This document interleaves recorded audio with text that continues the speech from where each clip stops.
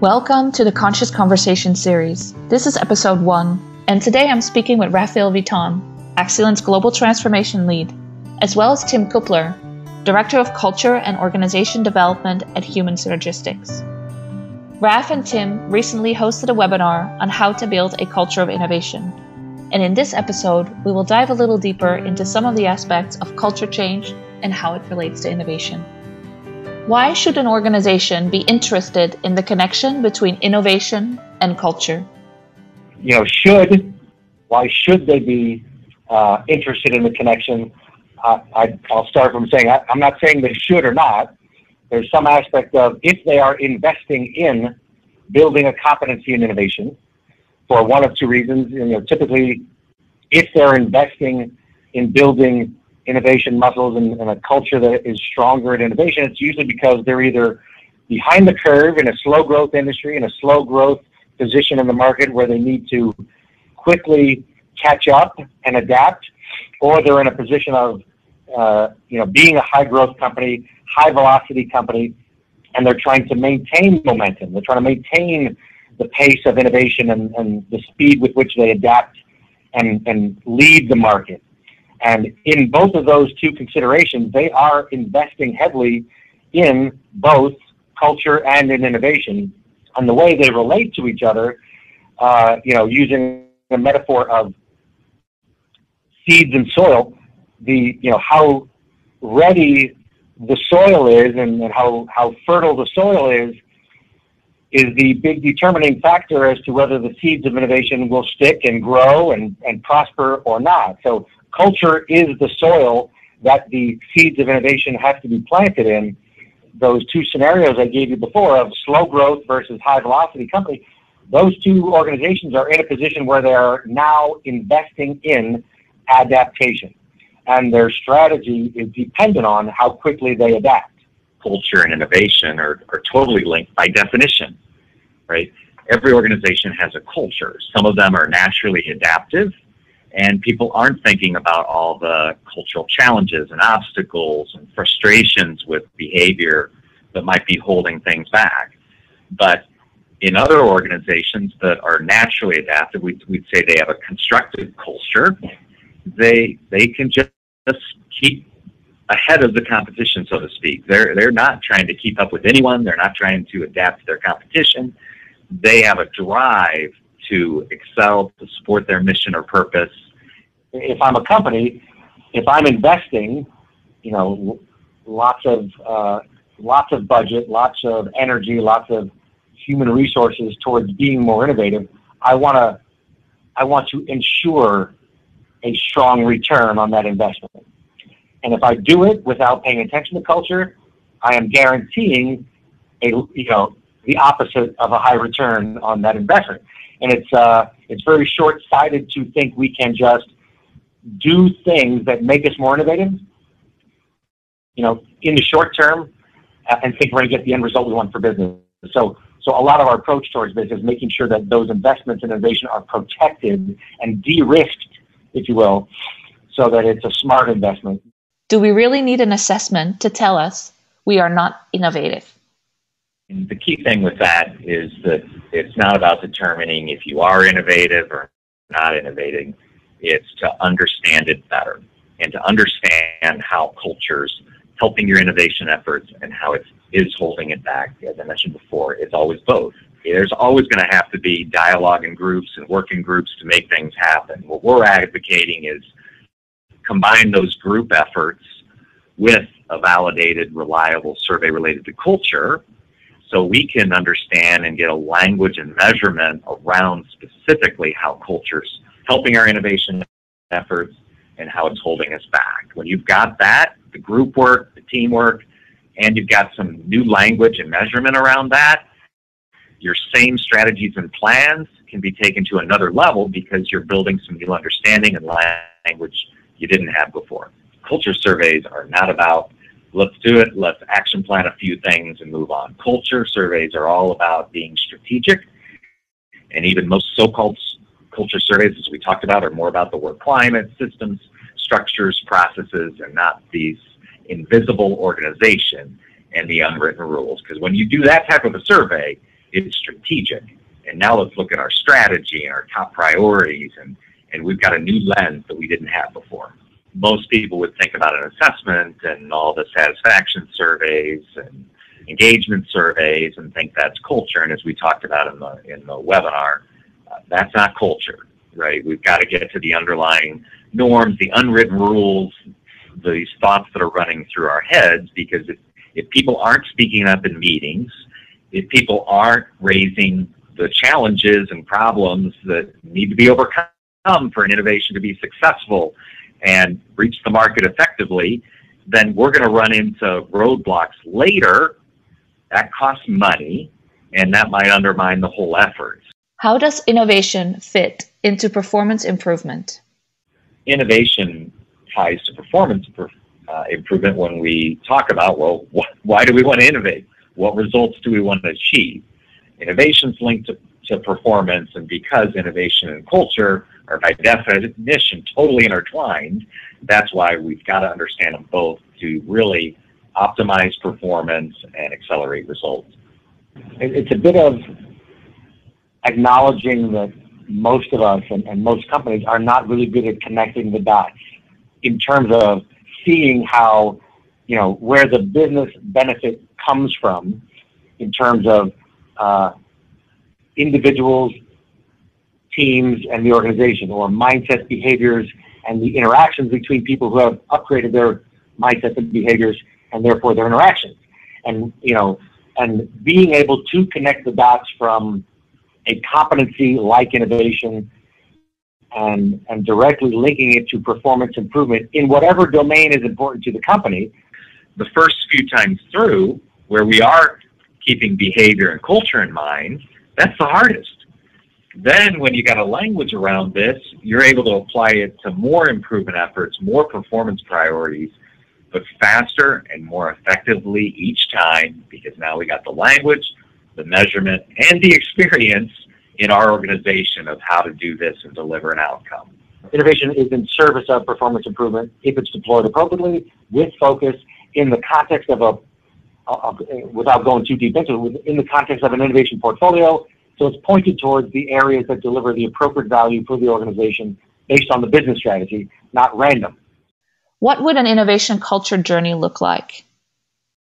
It's definitely a series of phases, series of prototypes, series of steps, right? So the idea of how do we sequentially build the journey, right? It's a journey, it's not a project. Important to distinguish that we're not in the culture project business. We're in the it's a journey because it's understanding the lifestyle aspects of it and the bigger systems aspects of it. One side is the transformation of people, mindsets, right? So leadership, management development, coaching, that's got to be there. But the other side, the practical, engaging the organization differently to deliver innovation, but with some different behavior, maybe some different systems and all of that. And you can get a lot of progress on that engagement approach, and people can think we're delivering some more results, right? But it will peter out. You'll go back to your old way of thinking if there's not the leader management development, the coaching, the mindset shifting going on. There's a few principles in play there where that prototype, that project, it's got to be meaningful. It's got to be connected to one of the most critical performance or mission priorities of the organization, something related to customer experience, new products, new services, whatever it might be. And we're proving that we can accelerate things and we can actually move faster by using a more inclusive and transparent approach. And we're being inclusive here. It's we, the culture of the company, the team working in this new way. And the leadership. And leadership together can deliver better results when they work out of this ideal environment type, this ideal culture, this more innovative culture. Look what it does. Exactly. There's a formula that has to be there. There's got to be some new behavior, right? There's got to be results at the end of that prototype and along the way. People have to like it. This is what Shine says, if they hate the process and this prototype sucks, and, we're not going to spread it beyond that. But what's missed often is there's got to be learning. We've got to say as a team, well, what really worked with this first kind of prototype or business priority we focused on it in a new way, and what didn't. And now, as we go to the next phase, what are we going to continue or expand, and what do we need to change? Because, again, we learned something about our culture, how we deliver innovation and results. So the first time through is the hardest, to create the roadmap, to start working on the mindset shift, but we then regroup. Hey, what did we learn from this first prototype, this initial work? Where did we deliver results? And the more results we delivered, the faster that we can move and expand.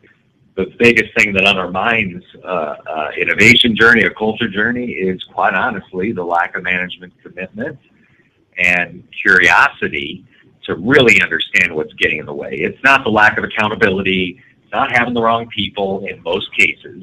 It's the lack of a disciplined, inclusive approach where we're curious, we're listening, we're understanding what's getting in the way, and then we're listening, involving about what we define to overcome those problems and obstacles. We're not defining that as a leadership team and rolling it out on the organization. We got really unique ways, and we build those inclusive ways into our operating model. And leaders, when they do this once, they're like, oh my gosh, yeah, now we got to apply it over here and over here and over there. One of my greatest mentors said that an effective culture is one where you act on what you know. You know, you've been educated, you've been trained, you've learned certain things. But if the thoughts running through your head is, I can't raise this idea, or what will my boss think, you know, we're screwed. You know, it's a problem. We want that environment where we're acting on what we know, we're offering up our best to the team. And that can be created, that can be built, that can be grown and expanded even in the greatest organization out there. An innovation culture journey is all about learning and results, but what it feels like to everyone involved is freedom. Feels like freedom. Nice. And it's so alignment, transformation, and execution, intertwined, and iterated with different levels of prototypes. How do I get started with my team? You can get started with that kind of quick start approach in any division, location, department, whatever it might be, right? And whether it's, you know, Axilent or some other expert or guide that you want, get some outside help, because again, you're swimming in the water. So the key is taking action at whatever level or group you're in, but these new techniques, the information about your own culture is so powerful that once you learn about your own culture, once you learn about how these change fundamentals work, you feel compelled. Something else you said made me think about the starting small approach, kind of the not thinking that we have to have everybody in agreement or alignment around or on board with, you know, culture change from the beginning. Right. The idea that starting small is with a team, and more will come when the results show up. Right. That my point was that you don't need to understand the entire journey to get started. Yeah. And that being able to scope it and say we're focused on this critical customer experience project or whatever it might be, it makes people more comfortable.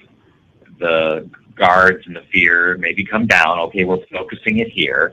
But once you get started, then you start getting results. This is not you do an assessment and then we start engaging you. Nope. Right up front, what's the purpose of this? What's really working in our organization in that critical area? What's kind of holding us back? And then we educate, right? We educate, talk about what this subject is, culture, innovation, climate, mindset, whatever it might be, so there can be a real conversation about what are we targeting here and get people on board up front, because it's so common sense. Yeah. Yes. No, we want people to not say what's on their mind in meetings. And we want our innovation efforts to be undermined because, you know, things come out later and, you know, we don't collaborate, say what's on our mind.